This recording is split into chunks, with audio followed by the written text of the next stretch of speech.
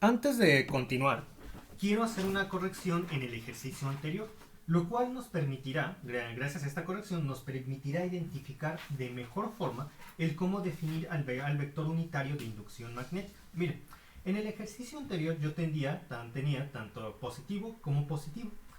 Y nosotros nos tenemos que fijar cómo se desarrolla el vector de inducción magnética en el primer cuadrante. Como ustedes se podrán dar cuenta, se proyecta hacia la derecha, pero se proyecta hacia abajo para el primer cuadrante, hacia la derecha y hacia abajo. Hacia la derecha, hacia abajo, por lo que la proyección en Y es correcta, positiva, pero hacia abajo corresponde una proyección negativa hacia Z, por lo que nosotros tenemos que hacer una reinterpretación y este en sí no sería el vector B unitario. Tenemos que hacer una interpretación de signos cuando tenemos el resultado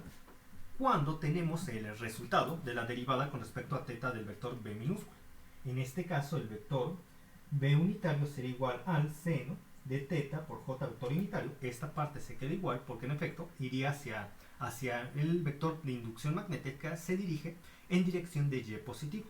Pero a medida que avanzamos en este primer cuadrante nos podemos dar cuenta que la dirección del vector de inducción magnética va hacia abajo, lo que corresponde a un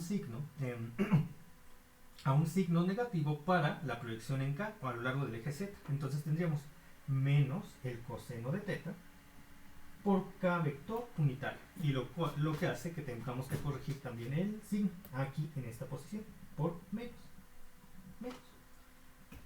Y finalmente corregirlo en menos, ¿dónde sería?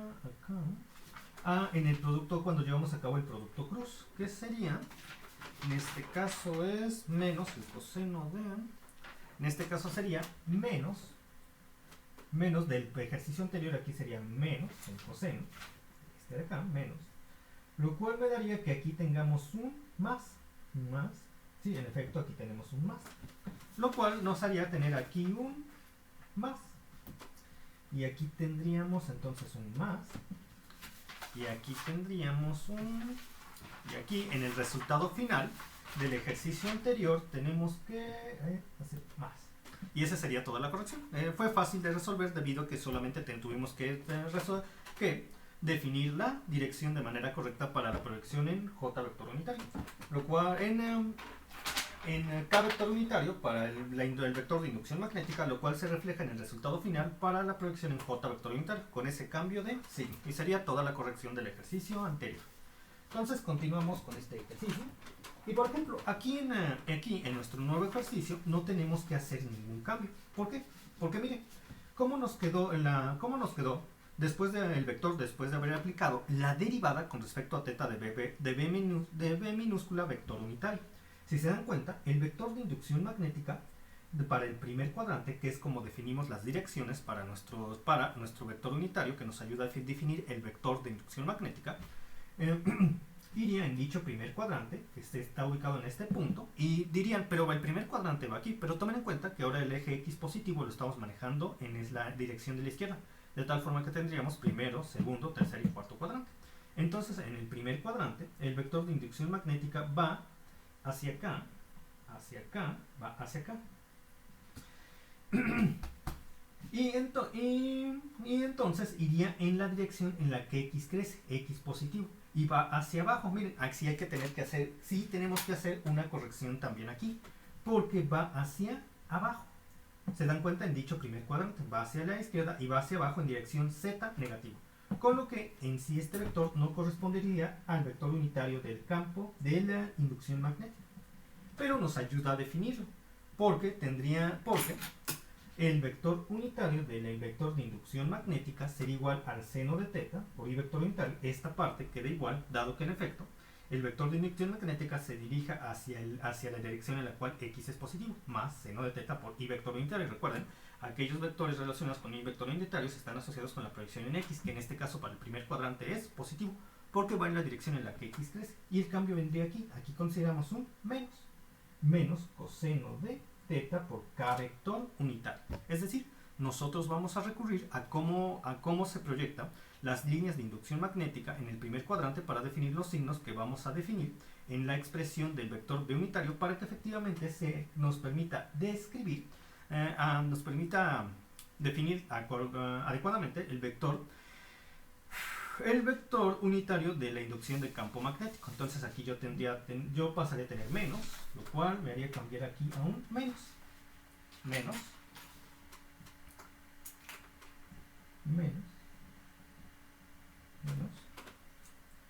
Y aquí yo tendría el menos, aquí está el menos. Aquí yo tendría el menos de aquí, que va por acá, menos de aquí, que va por acá. Y entonces aquí yo tendría este por este, tendría por aquí este por este por aquí. Aquí está menos, ya está. Menos y menos, ya. Ahí está la corrección que necesitábamos hacer para definir correctamente el vector de inducción magnética. Dejen checo que hasta este punto no se haya omitido algún otro detalle. Omitido algún otro detalle. Perfecto.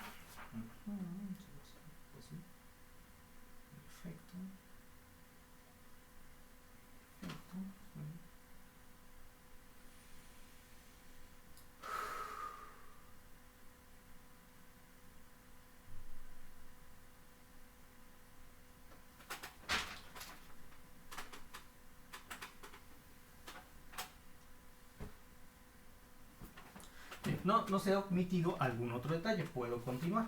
Ahora, ¿qué tenemos? Yo tengo que definir a continuación el vector de campo eléctrico. En esta ocasión me dicen como dato del problema que la carga Q0 se encuentra descansando a lo largo de esta varilla, de manera estática. Bueno, sí, si está descansando, es estática la carga. De tal forma que las líneas del campo eléctrico se proyectan de manera radial hacia afuera a partir de este punto, sobre el plano XZ, para diferentes niveles de Y. Entonces, ¿qué voy a hacer para poder definir a las líneas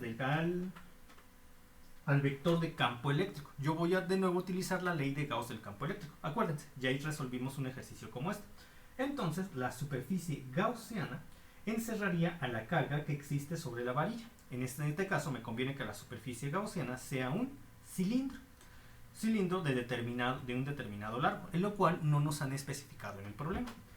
Entonces, los vectores normales a la superficie del cilindro van a coincidir con la dirección del campo eléctrico, de tal forma que la expresión de la ley de Gauss del campo eléctrico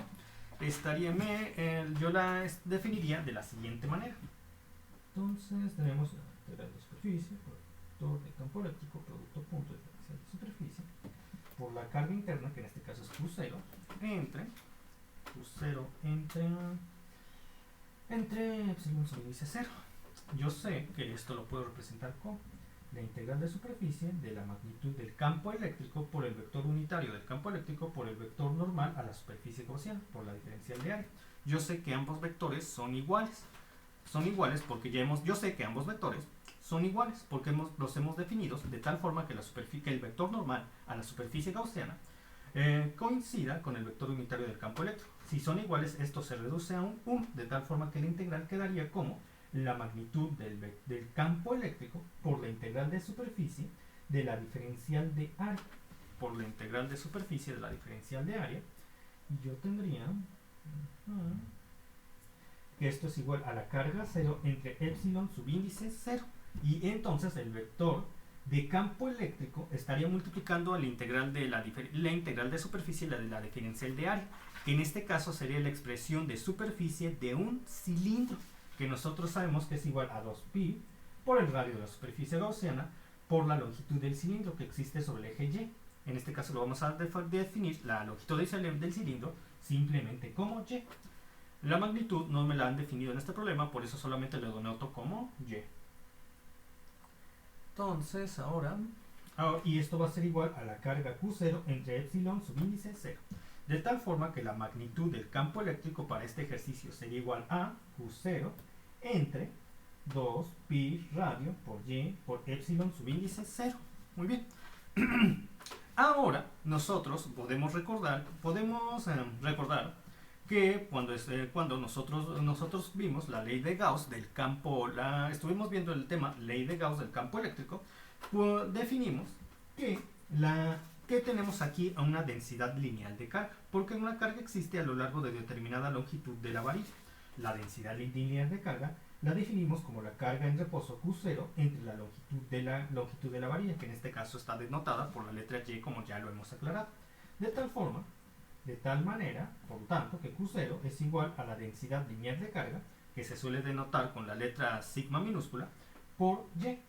Y esto lo puedo sustituir en esta posición, de tal manera que me queda que la magnitud del campo eléctrico es igual a la densidad lineal de carga por Y entre 2pi entre R entre Y entre epsilon sub índice 0, lo que se simplificaría como la densidad lineal de carga entre 2pi radio entre epsilon sub índice 0. Y ahora ya tengo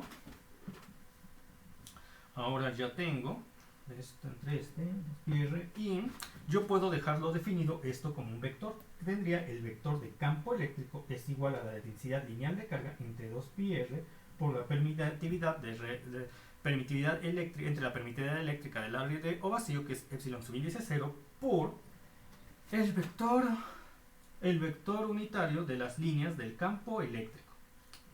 Me falta definir al vector que me permite establecer las líneas del campo eléctrico. Para ello yo tendría lo siguiente. Lo que a mí me conviene es definir de nuevo al plano XY, porque dichas líneas del campo eléctrico, digo XZ, porque dichas líneas del del campo eléctrico estarían existiendo o proyectándose de forma radial hacia afuera desde determinado punto sobre el plano XZ. Entonces lo voy a dibujar nuevamente, el plano XZ, teniendo lo siguiente.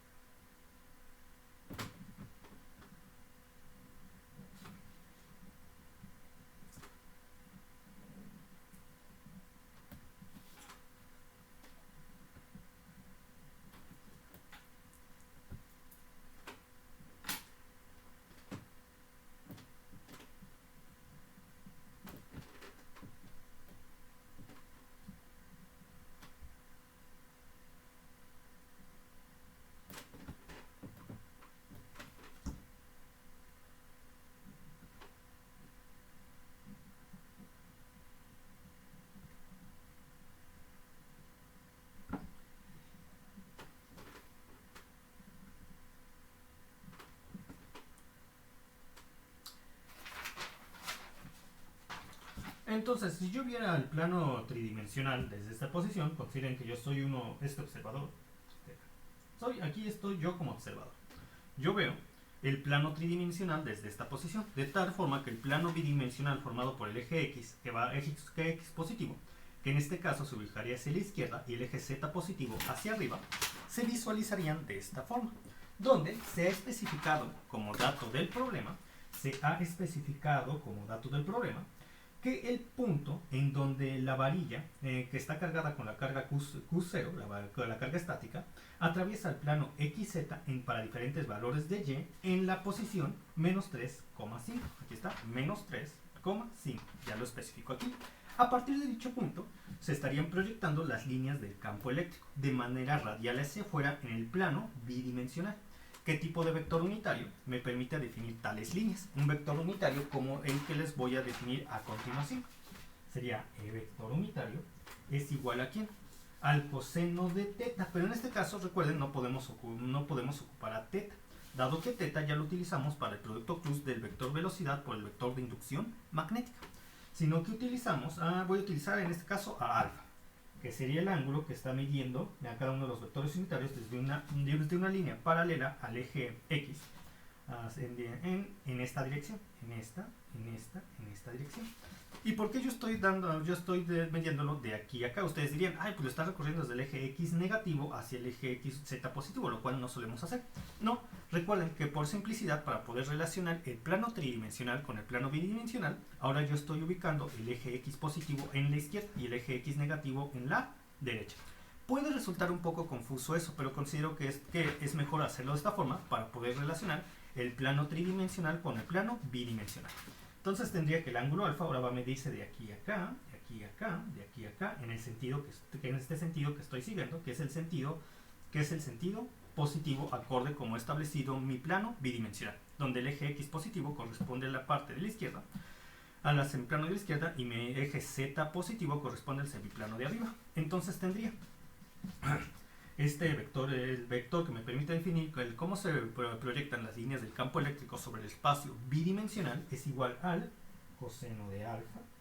Y el coseno de alfa, y yo lo podría dejar así si este punto descansara sobre el origen del sistema coordenado, en este caso el del cuadrante, pero no, está desplazado menos 3 unidades sobre el eje X, entonces tengo que considerar ese desplazamiento, sería el coseno de alfa menos 3 por I vector unitario, que es el plano, que es el eje donde existiría la proyección en X. Consideramos el coseno de alfa para X y el desplazamiento en X, menos 3, más el seno ¿qué es el seno? Así, más el seno de alfa, seno de alfa, porque ahora busco la proyección a lo largo del eje Z. En este caso, para el eje Z le corresponde como el eje vertical el seno de alfa, y lo podría dejar así, pero existe un desplazamiento a lo largo del eje Y del punto en el cual la varilla está atravesando al plano, la varilla que porta la carga estática Q subíndice 0 está atravesando el plano XY. En este caso el desplazamiento en Z es de 5 y lo coloco aquí, más 5 por K vector unitario.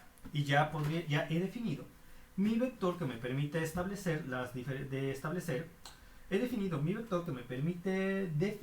vez definir las diferentes posiciones del campo eléctrico sobre el plano XY. Y esto se cumple para diferentes valores de Y.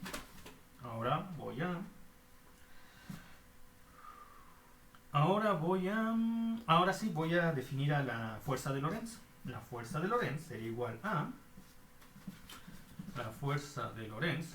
a la carga Q por el vector de campo eléctrico más el producto cruz del vector velocidad por el vector de inducción magnética. Y tendría que la fuerza de Lorentz es igual a la carga Q por, en este caso, yo tengo que la magnitud del campo eléctrico, este es mi vector del campo eléctrico. Sería densidad lineal de carga, entre 2pi, entre radio, entre epsilon subíndice 0, por el vector unitario del campo eléctrico. Más el producto cruz del vector velocidad por el vector de inducción magnética, que en este caso es menos b de velocidad por la magnitud de la inducción magnética por el coseno de teta por I vector unitario menos b de velocidad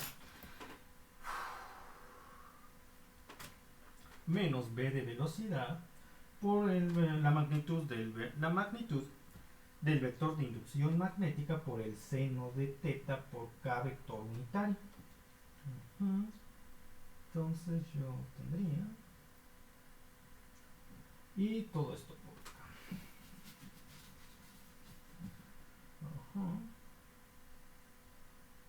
Checo que hasta este punto no haya error alguno.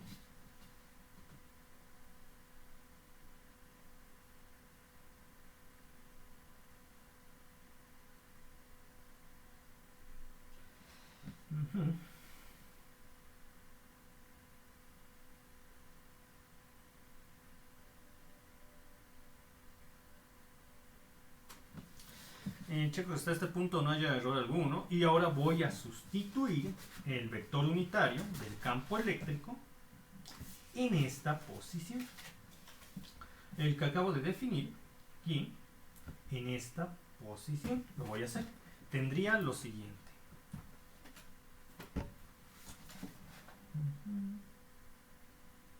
Tendría lo siguiente.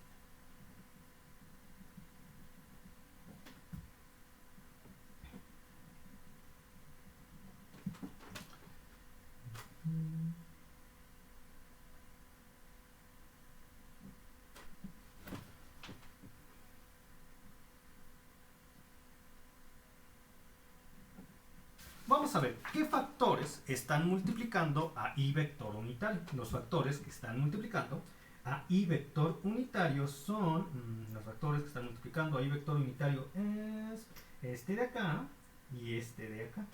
De tal forma que yo tendría lo siguiente. Que es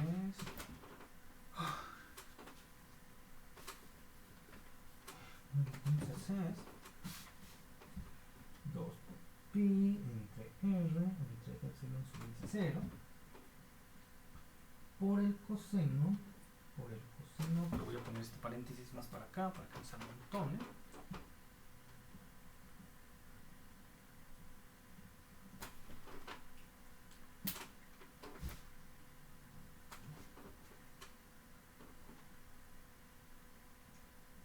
Coseno menos 3 menos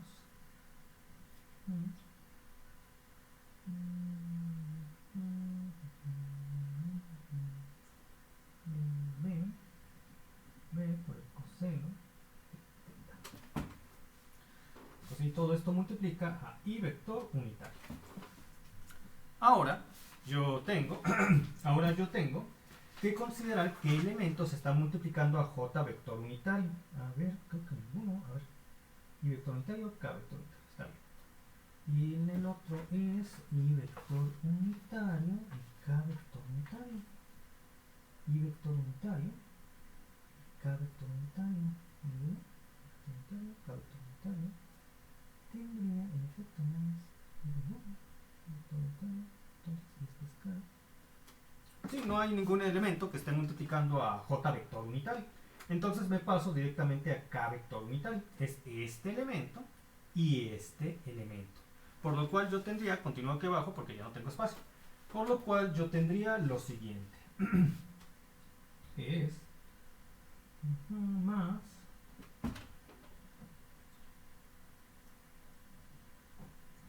pi r entre epsilon sub índice 0 por el seno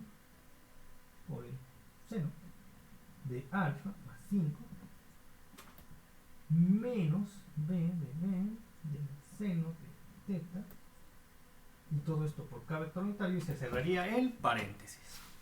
Y recuerden, y si en caso de que nosotros nos especificaran que la barra solo existe desde menos 5, que la barra, en este caso me refiero a la barra que donde descarga la carga Q0 solamente existe desde y igual a menos 5 hasta y igual a 10, esta solución aplica para el intervalo que va de menos 5, y igual a menos 5 hasta y igual a 10. En aquellas regiones donde no existe la barra, en donde no existe para el eje Y, la barra que descansa sobre el eje Y, sobre la cual a su vez descansa la carga estática, Q0, no habría influencia del campo eléctrico en la región que va de este punto a menos infinito y de este punto donde finaliza la barra en y igual a 10 hacia infinito. De tal forma que, como ya había aclarado, en los casos de esos intervalos, que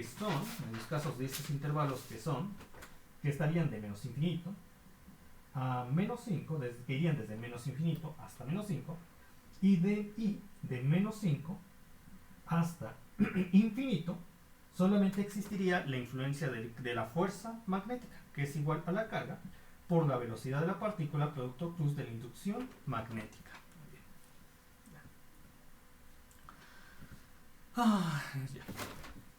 ¿Hasta aquí alguna otra duda o pregunta, alguna otra aclaración para que se resuelva en este mismo momento?